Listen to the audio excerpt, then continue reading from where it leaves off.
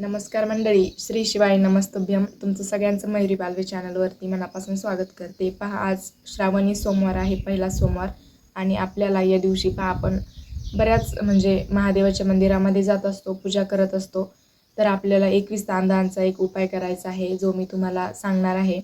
21 तांदळाचाच नाही तर तुम्ही कुठलीही पूजा केली आज तरी त्याचं फळ तुम्हाला भेटतं. आजच नाही तर श्रावण सोमवारामध्ये रोज जरी तुम्ही शिवपूजा केली तरी त्याचं फळ कितीतरी 1000 पटीने असतं.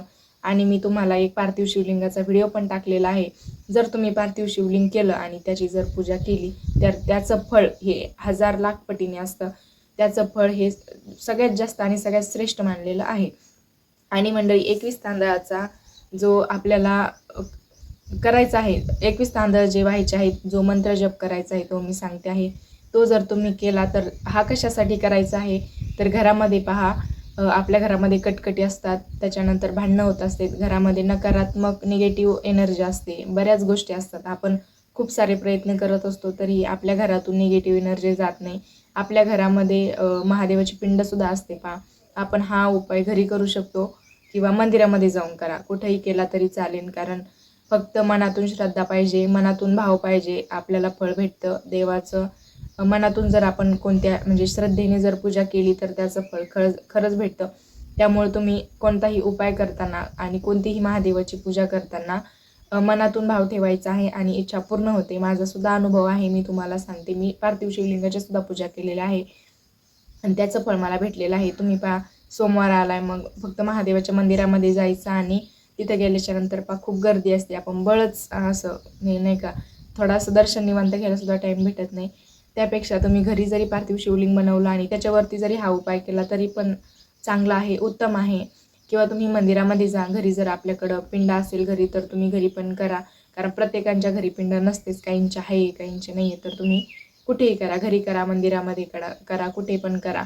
पण जो सांगणार आहे पहा, 21 तांदळ घ्यायचे आहेत, अक्षदा. अखंड अक्षदा पाहिजे. अखंड म्हणजे तांदूळ असतात आपले, ते तुटलेले असतात, मध्ये असे अर्धे झालेले असते. तुम्ही कुठले पण घ्या, बाजारातले घ्या किंवा घरचे कोणते पण घ्या, फक्त अखंड तांदूळ घ्या. 21 तांदूळ घ्यायचे आहेत आणि ते घरूनच मंदिरामध्ये जाताना किंवा घरी एका डबीमध्ये घ्यायचे. कारण तिथे गेल्यावर मोजण्यापेक्षा ठेवण्यापेक्षा आपलं घरूनच मोजून घेऊन जायचे. आणि गेल्यावरती काय करायचं, सगळी पूजा करायची. आपण जे करत असतो ती सगळी पूजा करायची आहे. आणि ज्यावेळेस 21 तांदळ, शिवमूठ वाहणं वेगळं, शिवमूठ आपण अशी वाहत असतो पहा, शिवमूठ नेवायची आपल्याला. 21 तांदळाचा उपाय करायचा आहे. आपल्या घरामध्ये सुख शांती यावी, आपल्या इच्छा पूर्ण व्हाव्यात, आपल्याला महादेवांची कृपा व्हावी, यासाठी पहा आपण महामृत्युंजय मंत्राचा सुद्धा जप करत असतो.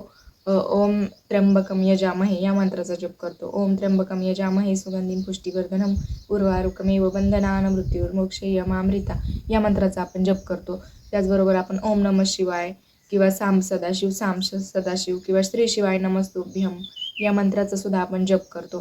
पण या मंत्राबरोबरच आपल्याला जो 21 तांदळाचा जो उपाय करायचा आहे तेव्हा आपल्याला एक थोडासा वेगळा मंत्र आहे तो म्हणायचा आहे. त्याचं फळ खूप जास्त आणि चांगलं आहे, शिवपुराणामध्ये असं सांगितलेलं सुद्धा आहे. तर मी ते तुम्हाला सांगते की 21 तांदळ घ्यायचे आणि ह्या हातामध्ये घ्यायचे आणि आपण एक जरी एक तांदूळ नाही, 21 तांदूळ आहे ना, मग एक तांदूळ, तुम्हाला जर तिथं गर्दी नसेल तर तुम्ही एक तांदूळ घ्यायचा. आणि मंत्र कोणता म्हणायचा आहे पहा, मी तुम्हाला पिन करून पण देईन कमेंटमध्ये.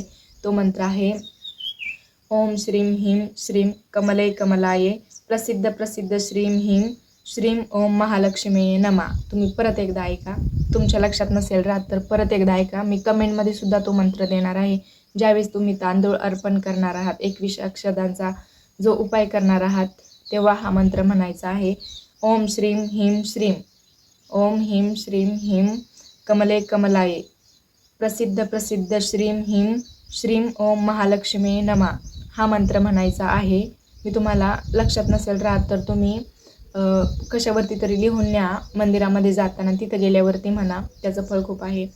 आणि 21 वेळा जर केलं तर उत्तम, त्याचं फळ खूप जास्त भेटतं. पण तुम्हाला जर जास्त तिथं गर्दी असेल तर तुम्ही डायरेक्ट 21 तांदळ जरी अर्पण केले देवाला आणि एकदा जरी हा मंत्र म्हणलं तरी पण चालेल. पण प्रत्येक वेळेस एक तांदळ अर्पण करायचा 21 वेळा, मग आपले मंत्र पण होतात आणि 21 वेळा आपण अक्षदा पण अर्पण करतो पहा. त्याच्यानंतर आणि सगळी पूजा झाल्याच्या नंतर आपल्याला हे करायचं आहे, आपण अगोदर जल अर्पण करत असतो, दूध अर्पण करतो, परत जल अर्पण करतो, अभिषेक करतो. ह्या सगळ्या गोष्टी झाल्यानंतर 21 तांदळाचा तो उपाय करायचा आहे. तुम्हाला जर मासिक धर्म असेल तर नाही जमणार करायला, कारण आपल्या तिकडं तर नाही करत कोणी पूजा. पण तुम्हाला जर मासिक धर्म नसेल तर तुम्ही ह्या सोमवारीच जाऊ द्या. म्हणजे आता जर तुम्हाला मासिक धर्म असेल तर हा सोमवार जाऊ द्या, तुम्ही कोणत्याही सोमवारी हा उपाय करू शकता. आणि विशेष म्हणजे तुम्ही हा उपाय, तुम्हाला जर काही काम असेल तर तुम्ही सकाळी करा, दुपारी करा, संध्याकाळी करा. पण जर तुम्हाला संध्याकाळी प्रदोष काळामध्ये जर टाईम असेल तर तुम्ही प्रदोष काळामध्ये हा उपाय करा. त्याचं प्रदोष काळ म्हणजे 6 ते 7चा टाईम असतो सूर्यमावळच्या टायमाला. या टायमाला तुम्ही तो मंत्र जप करायचा आहे. मी तुम्हाला सांगितलेला उपाय करा. प्रदोष काळामध्ये साक्षात भगवान विराजमान असतात शिवलिंगामध्ये. मी पण त्याच वेळेस पूजा करत असते. पण तुम्हाला जमलं तर तुम्ही तर सकाळी सकाळी करा आता, नाहीतर मग तुम्ही प्रदोष काळामध्ये करा. त्याच्यानंतर आपण पाणी अर्पण करतो त्यावेळेस सुद्धा आपल्याला एक मंत्र म्हणायचा आहे. त्याचं फळसुद्धा खूप जास्त आहे. आपण प्रत्येक वेळेस ओम त्र्यंबकम यजामहे या मंत्राचा किंवा श्री शिवाय नमस्तुभ्यम या मंत्राचा जप करतो ते मंत्र तर खूप उत्तम आहेत. पण हा पण मंत्र आहे खूप वेगळा आहे थोडासा. पाणी अर्पण करतो त्यावेळेस हा पण आपल्याला मंत्र म्हणायचा आहे. आणि तो मंत्रसुद्धा मी तुम्हाला पिन करून देईन. तो आहे रूपम देहीम यशोम देहीम भोगम देही शंकर भक्ती मुक्ती फल देही गृहीत्वाग्र्यम नमस्तुते. हा मंत्र आहे. तुम्हाला जर व्यवस्थित समजला नसेल तर परत एकदा पहा. रूपम देहीम यशोम देही, रूपम देहीम यशोम देही भोगम देहीच शंकर भक्ती मुक्ती फल देही गृहीत्वाग्रम नमस्तुते. हा मंत्र आहे. तुम्ही या मंत्राचा जप करा. या मंत्राचं सुद्धा फळ खूप जास्त आहे. आणि पाणी अर्पण करताना तुम्हाला हा मंत्र म्हणायचा आहे. आता पवित्र असा श्रावण महिना सुरू आहे. तुम्ही हा मंत्र कोणत्याही, हा जे मी तुम्हाला उपाय सांगितलेला आहे तो तुम्ही कोणत्याही सोमवारी करा. तुम्ही प्रत्येक सोमवारी करा, तुम्ही रोज करा. त्याचं फळ म्हणजे मी सांगू शकत नाही. आपले महादेव जे आहेत ते किती भोळे आहेत आणि ते किती म्हणजे भक्तावर किती लवकर प्रसन्न होतात. लवकर म्हणजे त्यांना खूप जास्त भक्ती करावी लागते, पण ते आपली इच्छा खरंच पूर्ण करतात. तुमची जी इच्छा असेल, मी तर प्रार्थना करते की तुमची प्रत्येक इच्छा या श्रावणामध्ये पूर्ण व्हावी. तुमच्या मनामध्ये काही असेल तर खरंच ती इच्छा पूर्ण व्हावी. आणि मी सुद्धा हे सगळे म्हणजे मंत्र जप केलेले आहेत. त्याच्यानंतर शिवलिंग पूजा पण केलेली आहे. त्याचे अनुभवसुद्धा आलेले आहेत. आणि आपल्या घरामध्ये कटकटी असतात, भांडणं असतात. तुम्ही या श्रावणामध्ये घरामध्ये म्हणजे राग करू नका. कोणाही पूजा करत असताना कोणाचा राग करायचा नाही आहे. त्याच्यानंतर कोणाला वाईट बोलू नका, मोठ्यांचा आदर करा. ह्या गोष्टी सगळ्या करा. घरामध्ये ॲटोमॅटिक सकारात्मक ऊर्जा येईल आणि म्हणजे पॉझिटिव्ह एनर्जी राहील. कारण घरामध्ये जर निगेटिव्ह एनर्जी असली तर घरामध्ये भांडणं होतातच.